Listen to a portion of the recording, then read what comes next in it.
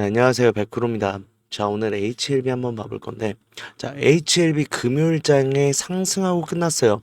밑꼬리를 많이 달면서 그만큼의 매도세가 많이 출현은 했지만 그거를 다 이기는 상승이 나오고 마감을 했다라고 볼 수 있는 상황인데, 그만큼 우리 FDA에 대한 기대감이 굉장히 많이 들어와 있다라고 볼 수 있는데 좀 실망하신 분들 많이 계실 거예요. 13일까지 제출할 것처럼 반응을 했던 HLB랑 항서제약이었는데 결국 13일에 제출했다라는 공시가 나오지 않았죠. 그러면서 기대감도 있는 만큼 좀 실망감을 많이 가져가시는 주주님들도 계실 텐데 일단은 지금 현재 상황에선 실망하실 필요 없고 일단 명절 잘 보내십시오. 풍성한 한가위 되셨으면 좋겠고 너무 걱정하지 말라고 지금 영상 찍고 있는 중이니까 걱정하실 필요 없다. 일단 우리 19일 날 장 열리잖아요. 19일 날 장 열리고 나면 추가적인 상승이 나올 수밖에 없다라고 말씀드리고 싶은데 이 이유에 대해서 좀 설명을 드릴게요. 자, 일단 왜 제출이 안 됐는지부터 알아야겠죠. 자, HLB 20일 날 FDA의 리보세라니 병용요법 제어가 신청이라는 기사가 나왔는데 전에부터 20일 얘기는 하고 있었죠. 그런데 이거 굉장히 중요한 데서 얘기를 한 게 뭐냐면 ESMO 참석 중에 얘기를 했어요. 그러면서 항서제약과 동시에 진행을 한다 하면서 빠르면 올 11월 늦어도 내년 3월엔 최종 허가 여부가 결정될 거다라고 했는데 자, 그러면서 지난 FDA에서 7월 미팅에서 추가 보완 사항이 없는 것으로 우리에게 확인시켜줬고 재신청하면 FDA가 검토하겠다고 해 그때부터 빠르게 재신청 준비를 했다라고 하면서 자, 9월 20일 FDA 허가 신청을 목표로 관련 준비를 하고 있다라고 하는데 그러니까 왜 20일까지 미뤄졌냐라는 거예요. 생각해보면 우리 7월 2일이 미팅이었습니다. 그런데 약 2달이 넘는 거의 3달 가까이 되는 준비 기간을 왜 가졌는지에 대한 이유가 나왔어요. 자, FDA가 캄렐리주맙 관련 제조 공정 CMC 자료 이외에 리보세라니 캄렐리주맙의 병용요법에 대한 통상적인 안전성 업데이트를 요청했는데 이에 항서제약이 현재 진행 중인 폐암 임상 관련 안전성 결과도 함께 포함시키면서 준비 기간이 더 늘어났던 것이라고 했어요. 이거 잘 이해하셔야 돼요. FDA가 폐암 관련해서 업데이트를 요청했다라고 이해하시는 분들인데 아니에요. 그게 아니라 우리도 그냥 재신청하는 김에 뭐 했어요? 리보세라닙에 대한 OS 전반적인 업데이트를 진행을 했잖아요. 지금 항서제약도 똑같은 거예요. 결국은 항서제약은 자, 폐암에 대한 업데이트를 시키고 싶었는데 이 폐암에 대한 업데이트 내용이 지금 한번 불발난 김에 업데이트를 해서 도전하자라는 내용이었고 자, 그러면서 이거 중요한 게 폐암학회 있죠. 폐암학회 얼마 전에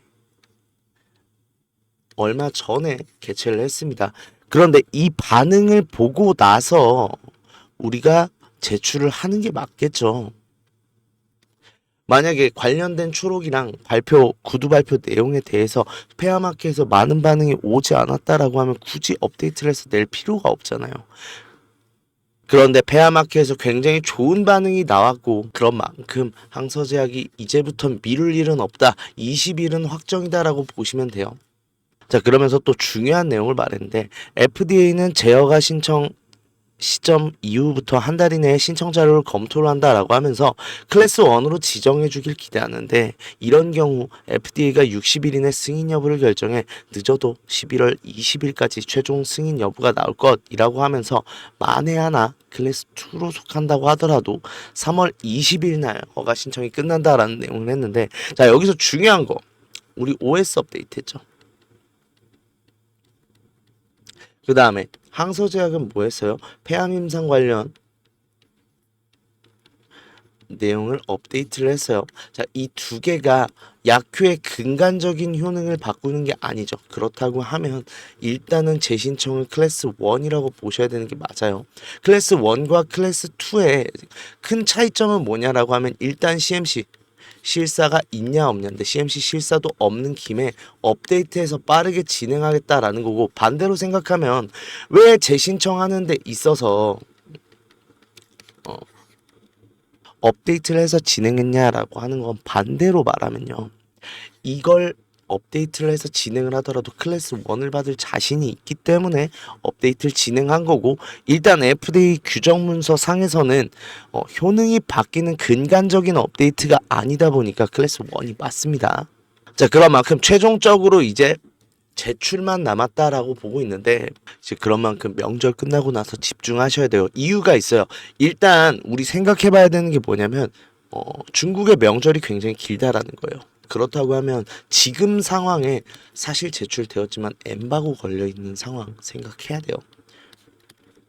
안 걸려 있어도 상관없어요. 19일은 기대감으로 오를 거고, 그런데 이상적으로 강하게 상승이 나온다라고 하면 엠바고에 대해서 생각을 하고 적극적으로 매수를 하셔도 된다라는 거고, 일단 장중에 돌발공시 나올 가능성도 높은데 일단 20일 장마감 하고 나서라고 우리는 생각을 하고 있어야겠죠.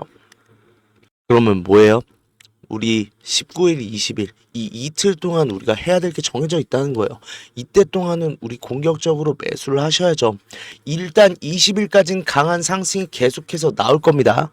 자, 그러면서 일단 95,000원의 구간을 뚫고 넘어갈 건데, 이 구간 제가 뭐라고 했어요? 제출됐을 구간이라고 했죠.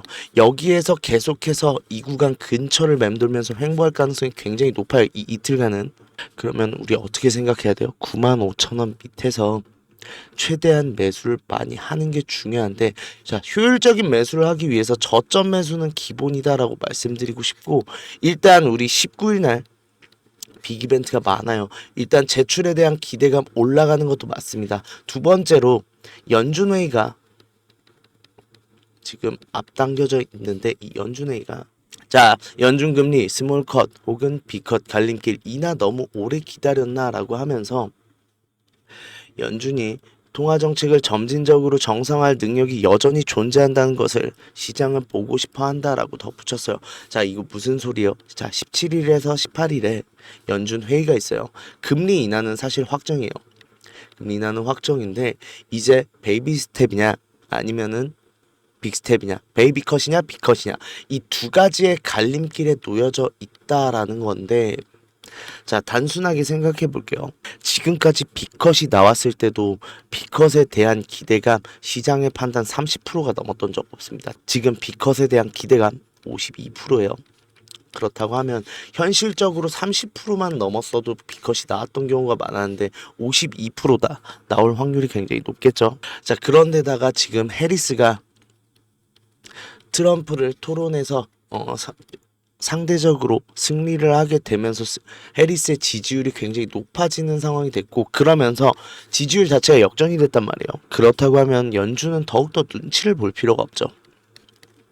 물론 지금 주말 내에 트럼프에 대해서 2차 암살 시도가 있었고 지지율이 다소 역전되는 현상이 일어나기는 했지만, 바이든처럼 좀 대세에 지장 줄 정도로 지지율이 넘어가지는 않았고, 해리스는 테일러 스위프트가 지지를 선언하면서 굉장히 많은 젊은 층의 표가 몰리고 있는 만큼 지금 상황에서 연준이 B컷을 하기 굉장히 좋은 상황으로 이뤄지고 있다라는 거고, B컷이 나올 수밖에 없어요. 그렇다고 하면 굉장히 많은 수급이 돌아오게 되는 효과가 일어날 거고, 그 수급 어디에 몰리겠어요? 사실 유한양행 FDA 승인 이미 났어요. 알테오젠도 오를 만큼 올랐다고요. 그런데 지금 고점 부근에서 생각했을 때 저점 부근까지 내려와 있는 종목 뭐예요? HLB죠. 여기에 수급이 몰릴 수밖에 없고 폭발적인 상승 나올 수밖에 없다라는 거예요. 그런 만큼 장 초반부터 빠르게 대비를 하셔라라고 할 수 있는데, 일단 그 전에 우리 해야 될 거 있어요. 명절까지 최대한 많은 정보 모아 놓으세요. 그래야 우리가 19일의 장이 어떠한 흐름으로 갈지 예측을 할 수 있게 되고, 그 예측대로 간다라고 하면 우리가 생각하는 시나리오대로 행동을 해야 되는 게 맞는데, 만약 지금 명절 때 시간이 없어서 혹은 정보력이 부족해서 내가 많은 정보나 이슈들을 모으는데 좀 부족함이 있다, 혹은 19일 장 초반에 매수하고 싶은데 내가 매수 타점을 잡지 못하다 보니까 좀 대응하는데 어려움을 많이 느끼고 도움이 필요하다라고 하시는 분들은 저한테 연락을 주세요. 자, 010-4892-9671로 H라고 문자 보내주시면 되는데, 일단 제가 명절까지 해드릴 수 있는 건 하나요. 명절까지는 어떤 걸 해드릴 거냐. 일단 정보나 이슈에 대해서 계속해서 모아드리고 이거에 대한 제가 해석을 해드릴 거예요. 이게 굉장히 중요한 내용인 게, 자, 오늘 같은 경우도 그래요. 제가 문자 보내드렸던 내용 중에 트럼프 2차 암살 시도 있었습니다. 이게 우리의 정세에 어떠한 영향을 미칠 거고 이 종목에 대해서 어떠한 흐름을 가져가게 될지를 해석할 수 있어야 되는 거잖아요. 이거에 대한 해석 어렵다라고 하시면 제가 해드리도록 하겠습니다.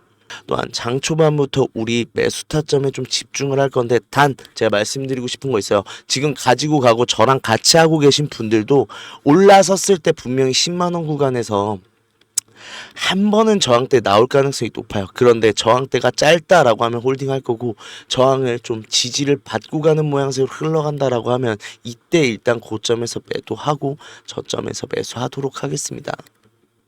이거 12만 9천 원까지 누가 많은 물량 모으나 싸움이에요. 이제부터 이거 넘어가잖아요. 사실 가파른 상승 나오는데 이때는 못 들어가요. 관망해야 되고, 이때 매수매도 할 수 있는 사람이요, 이 밑에서 보유한 사람들만 할 수 있다고요. 그럼 우리 뭐 해야 돼요? 밑에서 보유할 생각 하셔야 된다라고 말하고 싶고, 그래서 이 밑에부터 잡아가면서 올라가는 흐름에서 제가 다 수익 내드릴 건데 비용 드는 건 없어요. 우리는 대신 구독, 좋아요만 한 번씩 눌러주시고, 명절 지금 잘 보내고 계시겠죠?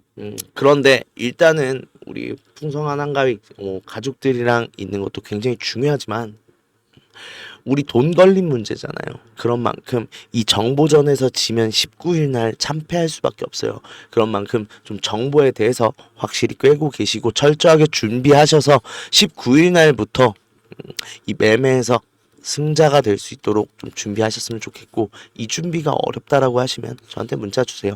제가 준비 다 도와드리도록 하겠습니다. 자, 그리고 영상 끝까지 지켜봐 주신 분들을 위해서 제가 좀 선물을 준비해 봤는데, 자, 작년에도 이어서 올해 상반기에도 했었고 올해 지금 하반기에도 다시 한번 6개월 1억 만들기 프로젝트를 다시 한번 구독자님들이랑 진행을 하고 있는데, 우리 결국 수익 때문에 걱정이잖아요. 수익. 결국 우리 주식하는 이유 수익이고, 그 수익을 어떻게 하면 많이 벌 수 있을까 고민하시는 분들을 위해서 좀 같이 우리 수익을 내보자라는 취지로 진행을 하고 있는데, 1억 만들기라는 제목 맞아요. 그런데 진짜로 1억을 만든다라는 느낌보다 1억 만들 실력을 가져간다 라고 생각하신 게 맞고, 그런 만큼 소액이셔도 돼요. 근데 말씀드리고 싶은 건 뭐 10만원 100만원 가지고 제가 1억은 못 만들어 드려요, 6개월 동안. 다만 말씀드릴 수 있는 건 진짜 1억 되겠는데 라고 할 정도로 좀 큰 수익 날 수 있다라고 말씀드릴 수 있고, 그런 만큼 제가 확실한 종목을 가져오기 위해서 항상 저는 일과가 똑같아요. 우리 주주님들 문자 보내드리고 1억 만들기방 소통해 드리면서 영상 찍고 남는 시간 다 기업 탐방 갑니다. 기업 탐방 가서 저도 지금 제 이름 걸고 같이 진행하는 방인데 수익 최대한 많이 보여드려야 되고, 그런 만큼 어중이 떠중이 종목 드릴 수 없잖아요.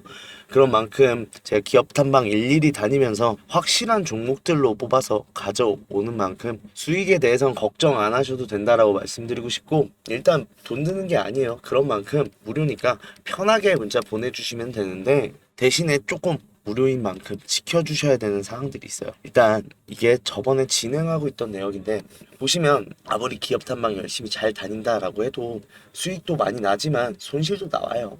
손실도 나는 만큼 제가 항상 강조를 드리는 게 비중 분산해라. 비중도 같이 보내드리거든요, 이상하게 항상. 그런데 손실이 한번 나올 때 저도 손절은 하죠.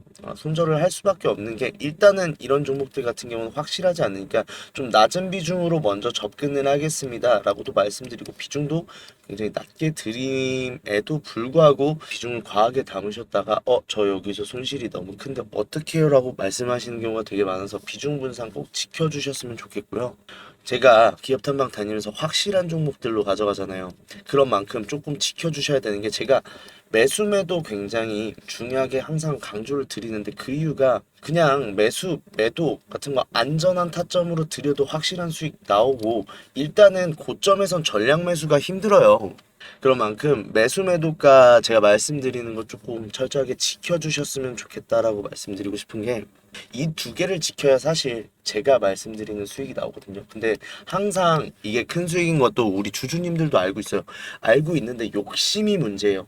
이 욕심 때문에 비중 과하게 담았다가 손실 크게 한번 나온다든지 아니면 매도 타점 나는 더 올라갈 것 같은데 라고 하시는 분들, 그렇게 하다가 매도 타이밍 놓치고 나서 이거 어떻게 해요 100%님 하시는 분들 많거든요. 그러니까 그런 만큼 제가 비중을 그 정도로 담는 데는 다 이유가 있었고, 심지어 이유도 말씀드리잖아요. 그리고 매수 매도 타점을 드리는데도 항상 이유가 있으니까 이거 이상 수익 내기 사실상 현실적으로 힘들다라는 판단을 드리는 거니까 좀 믿고 같이 해주셨으면 좋겠고, 이렇게 저 믿고 같이 진행만 해주시면 수익률 같은 경우는 반기 동안 675%죠. 정말 좋은 수익 내드릴 수 있으니까 이 두 개 좀 지켜주실 수 있다 하시는 분들만 2번으로 문자 보내주시면 바로 1억 만들기 프로젝트 참여할 수 있는 방으로 안내 도와드리도록 하겠습니다.